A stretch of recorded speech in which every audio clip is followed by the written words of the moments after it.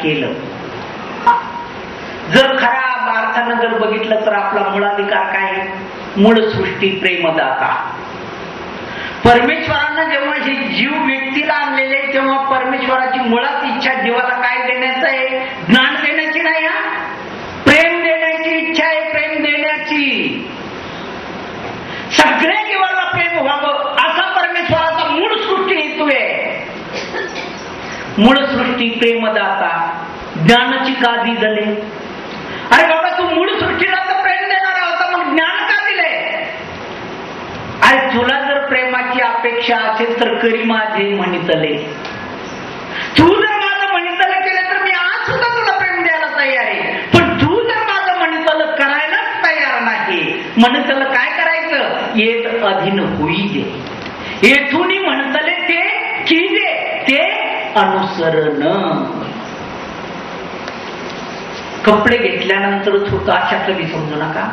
नाहीतर तुम्ही म्हणसाल कपडे, पण कपडे बी घ्यावं लागतात बरं का, नाही तर म्हणसाल बरी झाली बाकीच्या बाबांना फळवाट दिली आम्हाला. तसंही समजू नका. कपड्याला बी आहे महत्व, पण ते ज्ञानाला सुद्धा महत्व आहे. मग परमेश्वरचं ज्ञान देतोय, ज्ञानाची पाळी फिरल्याशिवाय. पण हा जीव आता पुढं पुढं गेलो म्हणजे तुम्हाला समजणार आहे, यांनी जे ज्ञान दिलेलं होतं ते घालवणार आहे. घालवल्यानंतर हा प्रमादी बनणार आहे. प्रमादी बनला म्हणजे पुढं काय काय दुःख आहे त्याचे ते आपल्याला बघायचे. परंतु अधिकार असल्याशिवाय नाही.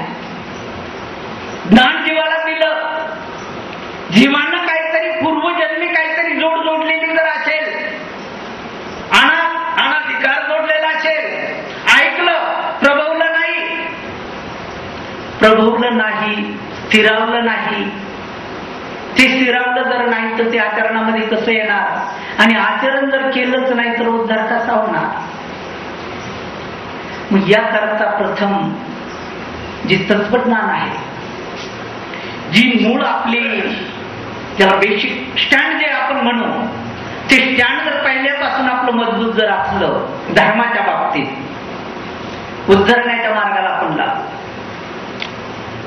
म्हणजे याचा अर्थ मला असं सांगायचं आहे की मूळ पहिलं तत्वज्ञान जे आहे ते तत्वज्ञान सुद्धा आपल्याला जर पुढचं घ्यायचं. आता याच्यामध्ये कधी कधी प्रकार असा होतो, विद्यार्थी बघितले तर पहिलीचे आणि तत्वज्ञान बघितलं तर 12वीचं. पहिलीच्या विद्यार्थ्याला 12वीचं तत्वज्ञान जर समजून सांगायचं म्हटलं तर किती जरी सांगायचा प्रयत्न केला तर त्याच्या गळी उसरेल का? गुरुजी उसरल का? नाही उतरणार. मग स्टेप बाय स्टेपने, म्हणजे याचा अर्थ मला तुम्हाला सांगायचं नाही अशातली बी शंका मनात आणू नका. सांगायचं आहे, अवंचकत्वे सांगायचं आहे, माझ्याकडे जेवढं आहे तेवढं मी तुम्हाला देणार आहे. परंतु मूळ जे काही आहे, मूळ जर बघितलं, उद्धरण्याच्या मार्गाला तर लागायचं आहे, उद्धरणाच्या वचनात शेवटच्या वचनापर्यंत जायचं आहे. पण जे स्टँड आहे ते स्टँड पहिलं पक्क पाहिजे. ज्ञान घ्यायचं ना, ज्ञान घ्यायचं म्हटल्यानंतर स्टँड पक्क पाहिजे. मग स्टँड पक्क पाहिजे म्हटल्यानंतर त्याच्याकरता अगोदर उपदेश घातला पाहिजे. उपदेश जर घातलेला नसेल तर सुरुवात होईल का? बरं, उपदेश घातला, 5 नाम पाठ आहे, पण 5 नामाच्या पुढे जे काही आहे ते जे काही 9 प्रकरण आहे, 9 प्रकरणातले पहिले जे काही आहे म्हणजे पंचकृष्ण आहे, अन्य व्यावृत्ती आहे, युगधर्म आहे, विद्यामार्ग आहे, संवाद आहे, संसरण आहे. 9 प्रकरण ज्याला आपण म्हणतोय, म्हणजे त्यामध्ये जास्तीपरी आलेले आहे, महावाक्य आलेलं आहे, निर्वच आलेलं आहे, उद्धरण पण त्यामध्येच आलेलं आहे 9 प्रकरणामध्ये. मग आम्हाला जर हे तत्वज्ञान घ्यायचं म्हटल्यानंतर कमीत कमी 9 प्रकरणाची सूत्र तरी आमचे पाठ पाहिजे का नाही? सूत्र जर पाठ असेल तर अर्थ विचारता येईल, पण सूत्रच नसलं तर अर्थ कशाचा घ्यायचा? मुळात सूत्राची गरज आहे. ते सूत्र जर खऱ्या अर्थानं आमच्याकडे जर असेल तर इकडं वक्ता जर बोलायला लागला तर त्या सूत्राचा अर्थ सुद्धा आम्हाला जसाच्या तसा समजेल. पण 5 नामाच्या पलीकडे जर आमचं काहीच पाठ नसलं तर फक्त श्रवण भक्ती करायची वेळ आहे. श्रवण भक्ती म्हणजे ऐकणे, ऐकतच जायचंय फक्त. मग ऐकण्याकरता हे जे काय आहे, बरीचशी मंडळी कधी कधी म्हणत असती, बाबा आम्ही खूप भोगतो पण लक्षातच राहत नाही, खूप वेळच वाचतो पण पाठांतरच होत नाही, पाठांतर होत नाही, लक्षात राहत नाही. असं जर काही आहे तर तुम्ही लक्षात घ्या. जसं आपण गुरुकडून 5 नाम घेतले, 5 नाम पाठ करताना गुरुंनी आपल्याला सांगितलं, काय सांगितलं? हातामध्ये 108 मण्याची गाठी दिली. 108 मण्याची गाठी दिल्यानंतर सांगितलं, पहिलं नाम म्हणायचं, 1 मणी मागं टाकायचा, पहिलं नाम म्हणायचं, 1 मणी मागं टाकायचा. असं एकाच नामाच्या जेव्हा तुम्ही 5 गाठ्या करसाल तेव्हा 500 वेळेस त्या नामाचा उच्चार होईल. आणि 500 वेळेस जर उच्चार झाला तर ते नाम पाठ झाल्याशिवाय राहील का? नाही. 500 वेळा जर उच्चार केला तर ते निश्चित नाम पाठ होईल. मग तसं बरीचशी मंडळी सुद्धा अधिकारवाणीनं म्हणत असते, बाबा लोकांना धंदा नसतो, या गावात त्या गावाला फिरतात, बोमतात, उभेच्या उगा आम्हाला सांगतात, आमच्या पाठीमागं व्यापार व्यवसाय उद्योग एवढं हे ते, आम्ही काय आता सगळं सोडावं तेवढंच करीत बसावं का? असे काही भक्त मंडळी ते सुद्धा गाराने असतात. माझ्या धर्मबंधूंना आणि भगिनींनो, ते असं काही करू नका. आम्ही काय सगळे काय म्हणतात ते सगळं टाकून गेलो, कपडे घेतले निघून गेलो, तशातला आम्ही तुम्हाला आमच्यासारखं लगेच व्हा अशातला अर्थ नाही. तुम्ही आहे त्या ठिकाणी जरी असले परंतु विचार करा. आणि विचार कोणता करायचा आहे तर संतच त्याला म्हणतात, ते हाताने करा का मग मुखामध्ये सदा नाम कसुटीने करा. तुम्ही पाहू हाताने काम करा, मुखाने नाम घ्या, आनंदाने तुमचा संसार पार पडणार. आनंदाने संसार पार पडत असताना मुखामध्ये जर नाम असेल, नामाचं स्मरण जर घडलं तर स्मरणामुळे अधिकार वाढतोय. काम अधिकार होतोय, अधिकार वाढतोय. पण ते स्मरण सुद्धा तसं साध्य झालं पाहिजे. स्मरण करत असताना त्यातल्या त्यात जर म्हटलं तर आपल्याला अधिकार जर वाढून घ्यायचा असला तर सकाळचं स्मरण सुद्धा उत्तम प्रकारचं आहे. 3 ते 6. कारण हे काही एकाच याच्या करता याच्यातला प्रकार नाही.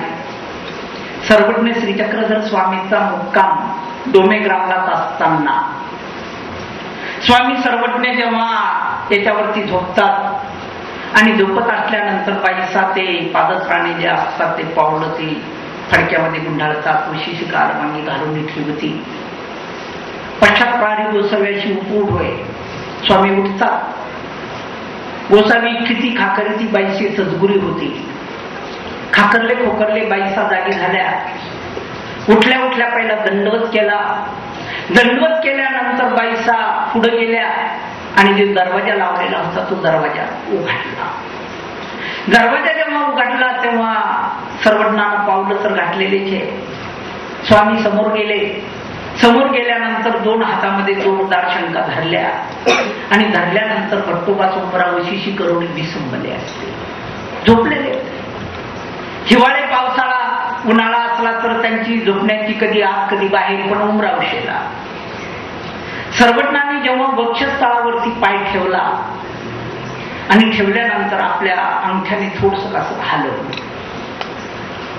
सर्वज्ञाचा स्पर्श जेव्हा त्या भट्टोबासाच्या हृदयाला होतो तो आनंद कसा आहे. त्या आनंदाचं वर्णन करता येईल का? नाही. त्या आनंदाचं वर्णन करता येणार नाही. मग असा आनंद त्या भट्टोबासाला होतोय. भट्टोबास ते श्रीचरण हृदय धरती, आलंगिती, ललाटावरी ठेवीती, मोमे देते, ऐशिर्वीला सा करते, बऱ्याच वेळ करते. दुसरा श्रीचरण हे चाललेले. भट्टोबास उठतात, पुढे जातात, स्वामी निघतात. काय 2 टोळे असतात ते बाहेर नेऊन ठेवतात. स्वामी सर्व विधी सारून येतात आणि सर्व विधी सारून जेव्हा आले, हे डोमेग्रामचं थोडस चरित्र कशा करता सांगायचे लक्षात घ्या की बाईसा जे सैनासन असे ते पद्मासन रचिते.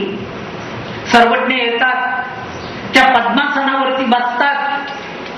रात्रभर वडील असे तर पौडी स्वीकारती, झोपतात. नासर निरोपण करते. भक्तिजन सकाळीच बसतात आणि स्वामी सांगायला सुरुवात करतात. स्वामी जेव्हा सांगत असताना कदाचित एखाद्या दिवशी बाईसानं प्रश्न केला की जीजी आम्ही गोसाव्याची चिंतू, गोसावी काही चिंतिती. जेव्हा आम्ही सकाळी उठून तुमचं स्मरण करतो, तुम्ही सकाळी उठून एवढं काय करतात? एक वेळ सर्वज्ञांनी उत्तर दिलं, बाई ही श्रीप्रभूची थाप चिंती, आम्ही श्रीप्रभूच्या थापेचं चिंतन करतोय. एक वेळ सर्वज्ञांनी उत्तर दिलं की बाई ही सकळ जीवाची चिंती, अखिल विश्वातल्या जीवाचं चिंतन. मग देव जेव्हा आपलं चिंतन करतोय